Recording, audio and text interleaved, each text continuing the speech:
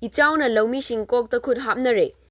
Handak marak nong leptana tabana maram oiduna iril turelgi imai patharakpadagi local amadi nga farm tawriba Loumising Kokta Khut Hapnare haina top makha lekai singyen lup marupki cherol amana fongdorakli. Cherol asina hai top yaral local gi Loumisingda lengaki mari leinaba loisangsingna athubada lokpa yaba atenma matamgi fawdi pibiu amadi nga farm tawzariba ngamishingdasu fishery department na mating pibiduna thausil haiba lengak ama lei haibadu thabakna utpiro hairi. Haukiba nimit manga taruk ni mamangdagi iril turelgi isingna top yaral awang tinsit local wakha naharup yangbi local na jingbagi lofamsing amasung nga farm kaya ising ichawna maram oiraga manghan takhankre. Semba yaraba law kaya ama mang taktuna law pari lishing ani ahum henna haujiksu ising thumjin khibadagi achawwa pat amagum leiri. Masida natana nga farm kaya su ising thumjin khibadagi farm tawzariba kaya Kokta Khut Hapnare hairi. Leptana churakpa nong asina maram oiraga local asida leiriba ising asisu iril turelda chithokhigadabsu turelgi imai ka henna nemba oidabana chingthokpa ngamdana leiri. Local asida leiriba lokhong asisu naketa leiriba lopusingna leptana khopsinbadagi mawong maril tadana leire. Lokhong asibu tengthokpiba amadi chawthokhanbagi matangda mari leinaba MLA na mityeng changhanningi. Top yaral local asi fauduna chatliba iril turelgi mathakta sariba thong asisu matam kayagi mamangdagi fatre loinana lambi asisu ising ichawna chatpa yadre hairi. Lengaki mari leinaba department na ising ichawna manghalaba local sing asigidamak akhanaba fawdi piduna faw kharada oirabasu lokchanaba thabak sinbiyu. Loinana mangliba nga farm sing asigi matangdasu fishery department na mityeng changbinaba cherol asina appeal torkli.